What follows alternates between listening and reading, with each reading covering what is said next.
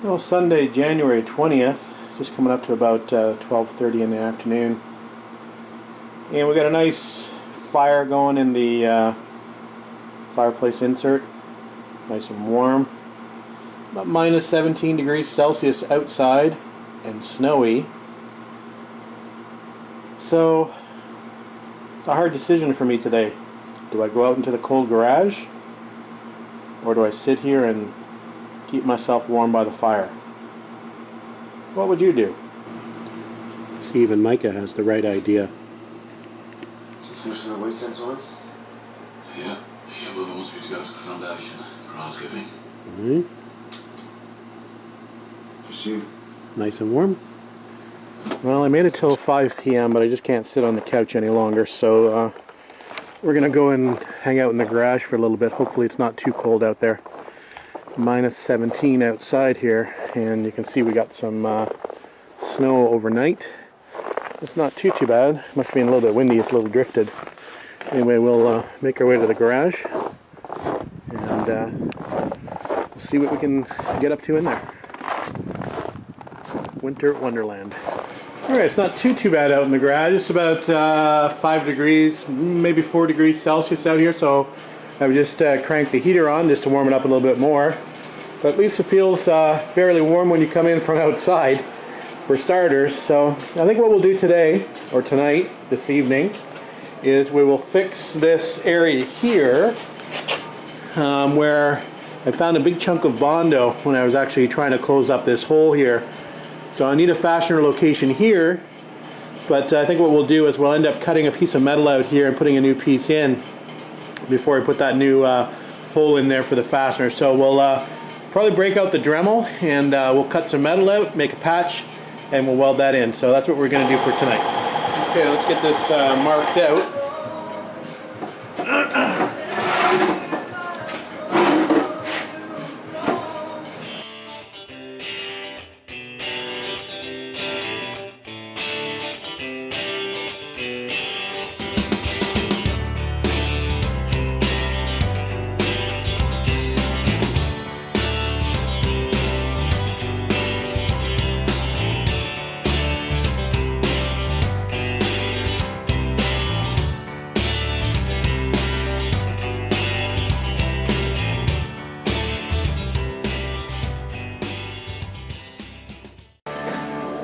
Okay, as per it is with this car, I'm going to extend the repair.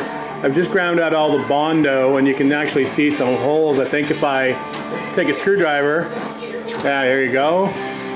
Probably one here, there you go. So, one here. So I think what I'm going to do is I'm going to repair this whole piece up to this point. So we'll do a cut along the top, and then we'll peel this overlapping piece off. Maybe try to pound that inside piece out. This is the inner piece, I believe, and then obviously the top piece wraps over to the side here and probably just got plug welded. So anyway, we'll make a cut all the way across the top here and over to here, and we'll see what we got. Okay, so here's where we're at after removing that long piece, and there's really no good area for me to actually, you know, finish a full proper repair. I think I'd probably have to go, I don't know, all the way to the back. So we're going to stop it here, and we're going to stop it here. So I believe this is the underlying metal. So I think what we'll do is, I have no idea what these holes would have been for. That's just obviously a tear there. But we'll repair these holes on the inner, and then we'll do the outer wrap and probably plug weld that back to the inner material. The inner material is not bad. There's a little bit of rust up under here where the sort of the skin sits on top of, but I think we'll spray some rust converter in there and just be done with that. It's about as best as I can do. I've ground up as far as I can go. So anyway, so I guess we'll break the welder out and repair this area here, grind that down, and then we'll put the cover piece. So we'll create the cover piece to go over top of that. So let's see what we can do. Sorry about the shadows, but there's the internal structure all welded up. So what we'll do now is we'll get the grinder out and smooth that down, and then we'll create the patch to go over top of that. The top flange edge is not looking the greatest, but we'll see if we can fix that up. So anyway, there's where we're just about to grind down, so we'll go ahead and do that, and then we'll work on that top patch. I've rust converted that area in behind where the patch is going to go, and we're going to prime that shortly with some zinc primer. I've got a piece of metal here with the patch area scribed out, so we're going to get the cutting wheel out and we'll cut this up, and we'll see how it fits. Alright guys, we just have the patch tacked in along the top, and we've got a straight edge and measured that we're good.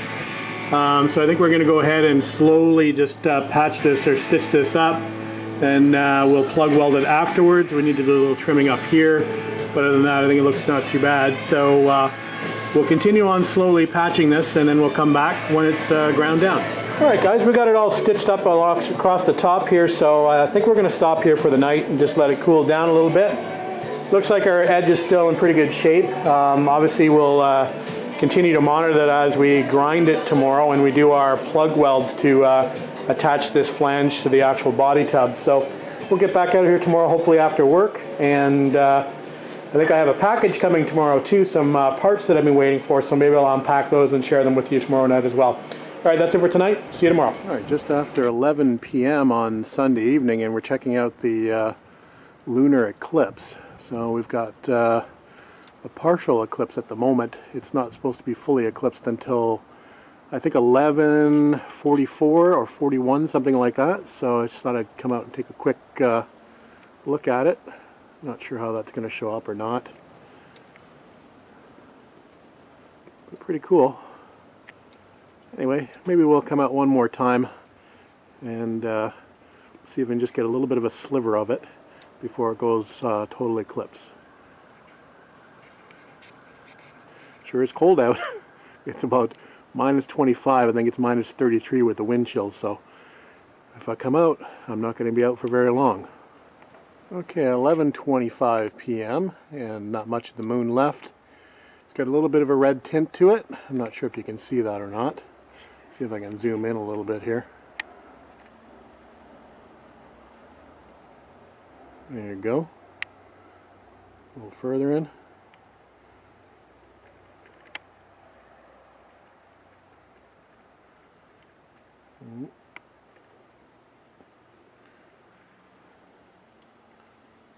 All right, there it is. Almost, I was about 15 minutes away, I think, from a full eclipse, but I think that's it for tonight. Too cold to be out here.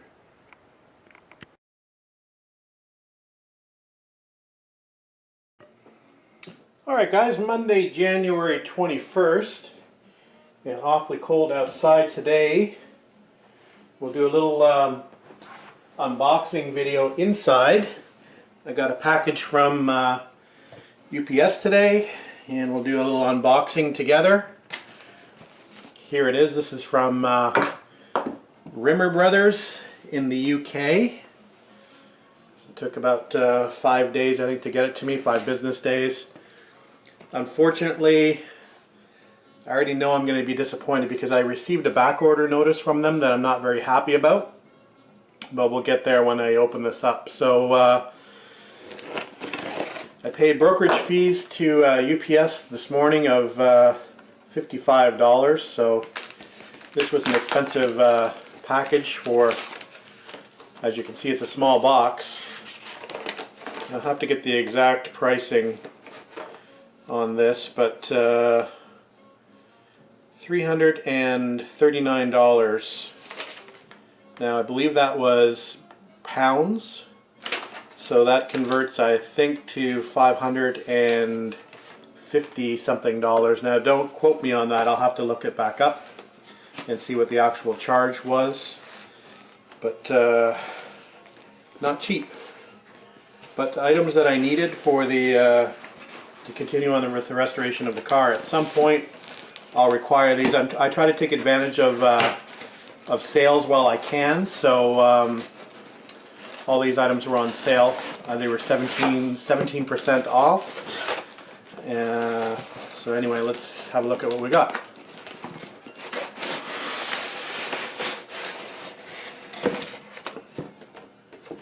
Okay, hopefully you're somewhat in focus.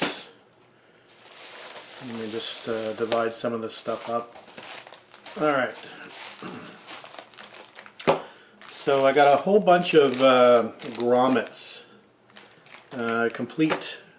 supposedly a complete grommet set for the entire car. So as you can see,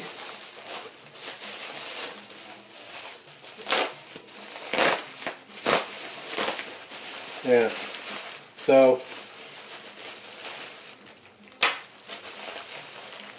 quite a few. It's amazing how many different grommets, excuse me, how many different grommets there are for this car. So they just keep coming.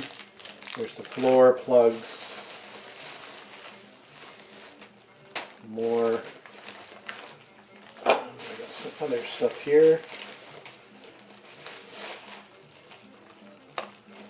More grommets. I don't know why they don't pack these all in one master kit as opposed to sending several smaller kits.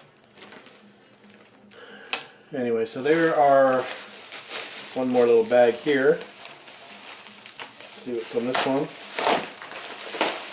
Alright, this is different. Okay, so there are all the grommets for the car. So we'll put those to good use once the car has been painted. And so we've got those ready to go back during our assembly process. Nothing like having new rubber grommets. Just using the old ones just cheapen the restoration. Let's say it saves you. I think that grommet kit was £100. So it's not cheap to get all new grommets, but in my mind it's necessary. Anyway, other couple things we got here. I got the new. Some of you may not be aware, but on the TR250 on the rear fenders, on the sides of the rear fenders towards the rear, there's actually a side light that was missing on my car entirely. So these are the side marker lights for the rear fenders, and they actually have a Triumph badge that goes with them, which I have. So there are the lights that I didn't have. Unfortunately, they're not Lucas. They don't say Lucas on them. I do have some old ones of these that I found. So maybe the lenses are okay to use, but I would like them to say Lucas if possible. But anyway, these are new, so that's a good thing. So at least I've got them. So I've got two of those. So happy to have those. We'll have to drill the holes in the fenders to make those fit because there are no holes there currently. So I have to drill the holes for the badges and for the lights. What else did I get? A bunch of hardware here, and I think it's for the installation of these lights. Oh, thumb screws. So these are, as you know, I've been working on my Surrey top for the last few days, and these are the thumb screws. I don't know if you can see those. These are the thumb screws that attach the Surrey top canvas. There's a retaining bow at the rear. Well, these little thumb screws secure the fabric top to this retaining bow. So anyway, we'll see if those work. And I got a couple extras of those just in case. So in case I lose one, so I've got 4 of those. So I'll put those to good use. And I think the rest are, I think these are the washers for those thumb screws. And then I've got, these are the nuts, I believe, for what I've got in this other box here. And this is where I'm disappointed. So this is a brand new tail light assembly. I was supposed to have 2 of these, and they back ordered 1. So why they would send me 1 without waiting for the other one to arrive before they sent it over, I don't know why they would do that. What upsets me is that they said on their website that they were both in stock when I ordered them, so I was a little bit surprised to get a back order notification from them. What I'm concerned about now is if they get another batch of these tail lights in, if they are going to match. You know, the colors of the plastics can differ between batches of lights, etc. The castings can differ slightly, so I'm hoping that what I receive eventually is going to be identical to what I have here. So here we go. These are not cheap, but again, it's the whole taillight assembly, lens, all the foams, all the gaskets, and of course new wiring, even bulbs. So that's going to look good on the car. It's much nicer than the bubble and pitted chrome ones that were on the car, and they were actually broken. If you recall, the ones that are on the car were actually broken around the flange at the bottom. So I want to get these to make sure that they fit on the car while I'm still at the bodywork stage. So anyway, we'll take those out to the garage and we'll play around with them. We'll compare them to the originals as well to see how well we did. I can see initially there's one major difference, and that's the fact that, I don't know if you'll be able to see this in the camera, but on the originals there's a stud that goes through here, directly through, that's sort of fixed in here, and it looks like these ones come independent of the lights. So that's going to be a different thing to begin with. So anyway, we'll see if we can find those. Hopefully those studs came with this light, and here they are. Looks like there's only 3.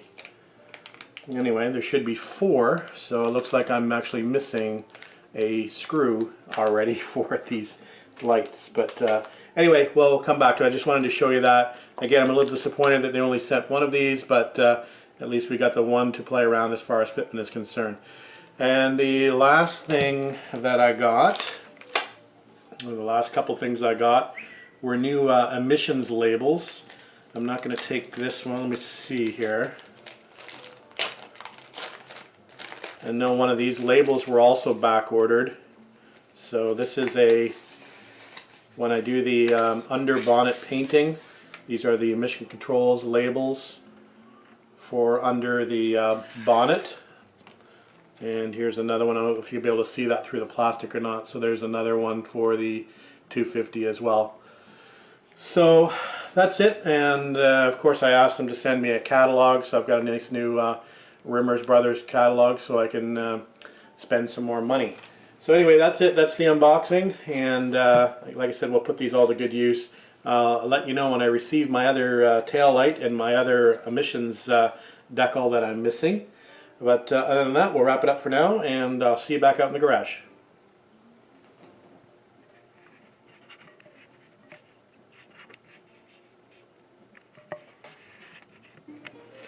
Alright, just a quick follow-up on the dollar value of the parts I just received. And again, it's not a lot of stuff that I received. The total value in Canadian, including the brokerage fees and shipping charges, was $590 Canadian. So the pound sterling charge was, for the parts and shipping, was 312 pounds. And then when you do the currency conversion, with the brokerage fees added, comes out to $590 Canadian. So definitely not cheap, and that's on sale. Alright, now we've had the fun of opening our package. We're going to go and spend some time out in the cold garage. It's actually warmed up a little bit. It's only minus 13 at the moment. So anyway, we'll listen to that crunchy snow. Means it's cold. Anyway, we'll pick it up once we get back in the garage and get the lights turned on. I'll tell you one thing, I should be happy when the spring rolls around and we get back in some warmer temperatures. That'll be another couple months from now. We'll try to keep ourselves busy until then. And we're back looking at what we started last night, and we got her all stitched up pretty much. Let's grind it down, and we'll see how the fender fits. I'm going to get a flashlight and see if I missed anywhere. Actually, I can probably pick up some pinholes once I get this ground down, so maybe I'll just break the grinder out and grind that down. Gotta get a little bit more light on the subject. It's kind of dark over here, and the lights haven't fully warmed up yet, so they're not to their full effect, so it's a little dark over here. Anyway, like I said, we'll get that ground down and we'll come back. The other thing that sucks when you're working out in a cold garage is that the cords on everything, they are kind of in a permanent frozen state, so they don't want to to decoil. So anyway, another hazard of working in a cold garage. The cords get all tangled up. Alright guys, the first part of that repair looks pretty good. It's repaired up to about this section here. And you can see I opened up sort of a new section when I was grinding, and I see a bunch of Bondo behind there. So I'm going to extend this down further, probably down to this pickup point for the fenders. So we'll cut this area out now, but this area looks pretty good now. Let me get out of the way here. So that area looks pretty good. So I'm happy with that. It's a good straight edge. It doesn't look too bad across the top. A little bit of body work and we'll be good there. We do need to drill one more hole here, obviously, for the fender pickup. So we'll go ahead and we'll do that as well. But let's work on this little area here. We'll cut it back just close to this fender pickup location, and we'll repair this area here. And hopefully we'll be done this flange. Okay, there's that other piece cut out. Unfortunately, it's a little worse for wear on top. So it's going to be a little bit more difficult to repair than the other repair here, which was less corroded. And the reason why that's happened is because somebody stuffed a whole bunch of Bondo under the edge of this lip. This was all basically under here, packed up under here, and that's caused this to rust against, you know, it just holds moisture from the top of this panel between this sandwich. So that was all just jammed in there. It's like a seam sealer or Bondo anyway that I've dug out of there. And we found another hole here that we've got to fill up. So anyway, I think what we're going to do is we're going to square this top piece off a little nicer on the top and bring it out to the edge, and then we'll sort of weld a flange on it across the side here. So that's the plan anyway. So we'll, like I said, we'll clean this up and we'll make a little repair, maybe a two-part repair. I don't have a little brake to bend this here. I might be able to do something by hand. So anyway, let me see what I can come up with and we'll come back. All right, there's where we're at with the cleaned up piece. You can see how far it is back from the edge. So we're going to extend that out and then bring it down. So I think what I might do is just weld in a little patch that extends a little farther than I need to, and then just grind it back, and then we'll weld in the vertical piece. That's the plan anyway. I think that's the easiest way to repair this. So I'm going to grab a little strip of sheet metal and make a little patch for this area, and we'll come back when I have that top piece welded in, or tacked in at least. Okay, there's the first part of this repair just tacked in. So we've got that shape looking pretty good. It's pretty flat up along here, and it starts to roll over the edge, so we didn't cut it back too far. So that's looking good. So what we're going to do now is trim it up against the vertical piece, and then we'll create that other piece and weld it against it. So we'll come back when we do that. We'll make this cut first, and then we'll match a piece for the bottom. Alright guys, a quick look of the patch just tacked in there. So we're just about to weld that up, and then we'll do the plug welds along the bottom and seal that up. We've measured again, straight edge. We're looking good, so we'll just take our time welding it up. And last thing we'll do tonight, hopefully, is refit the fender and check to make sure everything's good.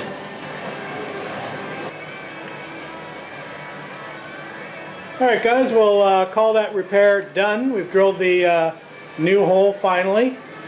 Looks not too bad on top. So I guess the final check will be to fit the fender. So maybe we'll clean up a little bit, and we'll do that as the last course of action for the night, and we'll come back with one last shot. Wish me luck. Alright, end of night update.